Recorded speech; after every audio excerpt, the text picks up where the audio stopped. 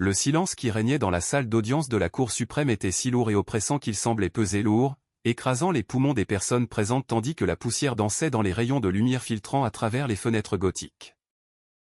Elara Vance, la plus jeune et la plus controversée députée de la législature actuelle, se tenait sur le banc, arborant une posture qui irradiait une dignité presque royale, malgré l'hostilité palpable qui l'entourait. Face à elle, envahissant son espace personnel avec une arrogance frôlant la criminalité, se trouvait le sergent Marcus Thorne. Un homme dont la réputation de brutalité était un secret de polichinelle que l'élite politique choisissait opportunément d'ignorer afin de maintenir l'ordre dans les rues les plus sombres de la capitale. Thorne se pencha vers elle, murmurant des obscénités destinées à déstabiliser n'importe quel civil, certain que son insigne et son statut lui conféraient une impunité totale. Le refus d'Elara de céder, ses yeux sombres fixant les siens d'une sérénité troublante, attisa l'ego fragile et instable de l'officier.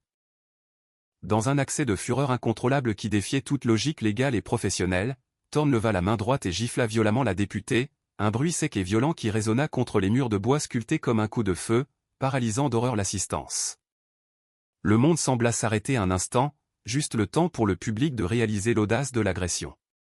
Mais Elara Vance, elle, agissait sur un autre rythme, forgé par des années d'entraînement qui ne figuraient pas dans sa biographie officielle. Avant même que le sergent puisse savourer son triomphe sadique ou se préparer à la réprimande du juge, Elara réagit non par peur, mais avec une précision chirurgicale et mortelle. Elle pivota sur son talon gauche, transférant la force du sol à travers ses hanches, et décocha un crochet court et dévastateur qui atteignit parfaitement le bout de la mâchoire de Thorne, l'assommant instantanément. Le corps massif du sergent s'affaissa comme une tour écroulée, s'écrasant sur le sol du tribunal dans un bruit sourd qui fit trembler les tables des avocats de la défense. Elara, à peine capable de respirer, lissa le revers de sa veste bleu marine et joignit de nouveau les mains devant elle, regardant le juge avec une expression d'excuse polie mais ferme.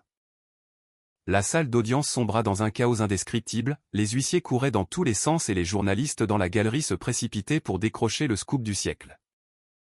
Mais au cœur de la tourmente, la femme qui venait d'assommer un policier restait immobile, telle une statue de marbre.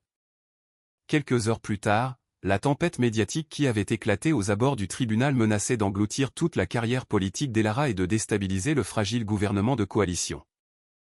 Dans les bureaux de verre et d'acier du quartier financier, Julian Van, procureur spécialisé dans les crimes financiers, réputé pour son intelligence acérée et son cynisme incurable, regardait la vidéo en boucle sur les écrans géants de la salle de rédaction.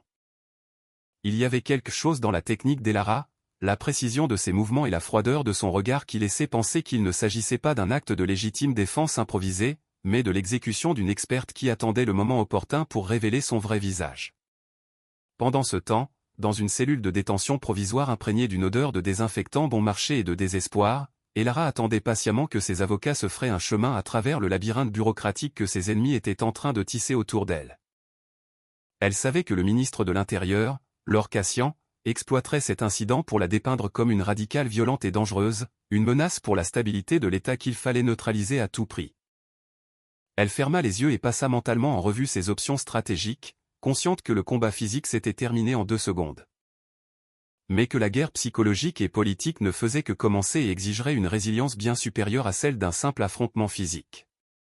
La porte de la cellule s'ouvrit en grinçant, révélant non pas son équipe juridique habituelle, mais Julian Van, qui entra avec l'assurance de quelqu'un qui détenait les clés de toutes les portes importantes de la ville.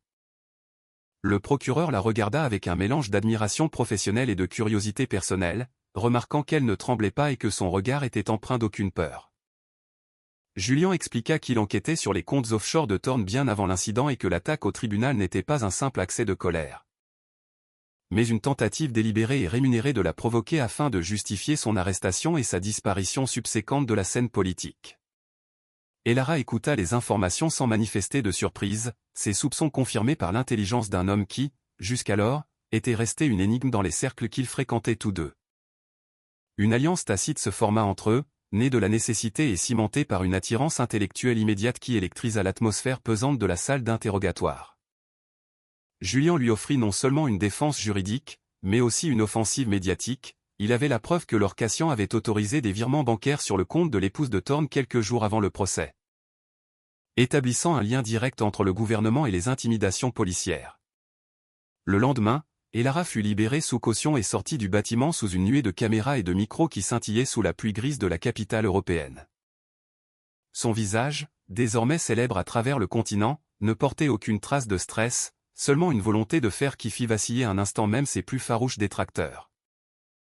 Lord Cassian, observant la scène depuis son bureau au ministère, brisa son verre de cognac contre la cheminée, réalisant que le récit de la « folle » ne tenait pas. Le public, las de la corruption policière, commençait à voir Elara non pas comme une agresseuse, mais comme un symbole de résistance contre un système pourri.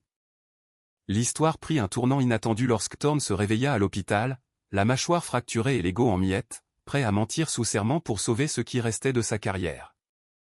Pourtant, son arrogance l'aveugla sur le fait qu'il n'était plus d'aucune utilité à ses supérieurs politiques, il était devenu un fardeau, un rappel embarrassant que la force brute ne triomphe pas toujours de l'habileté et de l'équité. Julian et Elara passèrent les nuits suivantes dans sa planque, entourés de documents et de café froid, à retracer les liens entre le sergent, le ministre et un réseau de corruption qui s'étendait des travaux publics au trafic d'influence. Au cœur de la tempête, un bref instant de calme s'installa, une nuit où la pluie tambourinait doucement aux fenêtres du grenier, où la barrière professionnelle entre Elara et Julian commença à s'estomper. Il lui demanda où elle avait appris à se battre ainsi, et elle lui dévoila des fragments d'un passé enfoui profondément, fille de diplomate en zone de guerre, entraînée par nécessité à survivre dans un monde impitoyable envers la faiblesse. Ému par la vulnérabilité qu'elle ne lui témoignait qu'à lui, Julian tendit la main et effleura ses doigts des siens, scellant un pacte qui transcendait la politique. Désormais, ils se battaient non seulement pour la vérité, mais aussi pour l'avenir qu'ils pourraient bâtir ensemble. Le point culminant survint une semaine plus tard, lors d'une session extraordinaire du Parlement convoqué pour débattre de son expulsion pour inconduite et voie de fait grave. Lord Cassian prit la parole et, usant de son éloquence habituelle, s'en prit violemment à Elara, la dépeignant comme une menace pour la démocratie et exigeant sa démission immédiate et son emprisonnement. L'hémicycle était rempli des alliés de la ministre, de puissants vieillards hochant la tête avec une gravité feinte, persuadés de maîtriser la situation et que la femme siégeant dans l'opposition était finie. Quand ce fut au tour d'Elara de répliquer, elle se leva lentement, et le silence retomba sur l'hémicycle, rappelant à tous la scène du tribunal. Elle ne cria pas, n'employa pas de rhétorique incendiaire, elle se contenta de projeter sur les écrans du Parlement les relevés bancaires que Julian avait piratés et l'enregistrement d'une conversation téléphonique interceptée où Cassian ordonnait à Thorne de l'éliminer par tous les moyens. La voix du ministre, froide et calculatrice, résonna dans la salle, révélant le complot au grand jour et transformant l'arrogance de Cassian en une panique palpable, accompagnée de sueurs froides. Le ministre tenta de l'interrompre, criant à l'illégalité des preuves et à la manipulation des faits, mais sa voix se brisa sous le poids de l'indéniable vérité qui planait dans l'air. Elara le regarda droit dans les yeux, avec le même calme qu'elle avait affiché face à Thorne avant de le mettre à terre, et lui dit que la véritable agression n'était pas un coup porté physiquement, mais la trahison systématique d'un fonctionnaire par le peuple qu'il avait juré de protéger.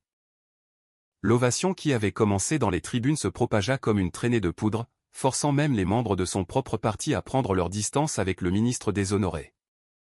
Dans les semaines qui suivirent, le gouvernement de Cassian s'effondra, provoquant des élections anticipées et une purge massive au sein des forces de police. Thorne fut destitué et poursuivi en justice, son cas devenant une simple note de bas de page dans les livres d'histoire, un exemple des conséquences désastreuses d'une sous-estimation fondée sur les préjugés et l'arrogance.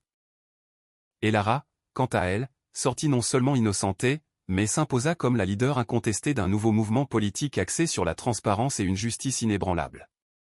Sa popularité fut consolidée par l'image emblématique de son courage face à l'agression. Le roman s'achève sur un après-midi ensoleillé d'automne, tandis qu'Elara et Julian flânent dans les jardins du palais législatif, loin des caméras et du tumulte incessant de la politique. Ils ne parlaient guère, car les mots étaient superflus entre deux êtres qui avaient partagé les tranchées d'une guerre moderne et en étaient sortis victorieux. Elara prit la main de Julian, consciente que, malgré l'immensité des défis à venir et la présence constante d'ennemis tapis dans l'ombre, elle n'aurait plus à les affronter seule, et qu'elle avait prouvé au monde que la véritable force ne réside pas dans la puissance de ses poings, mais dans la droiture inébranlable de son âme.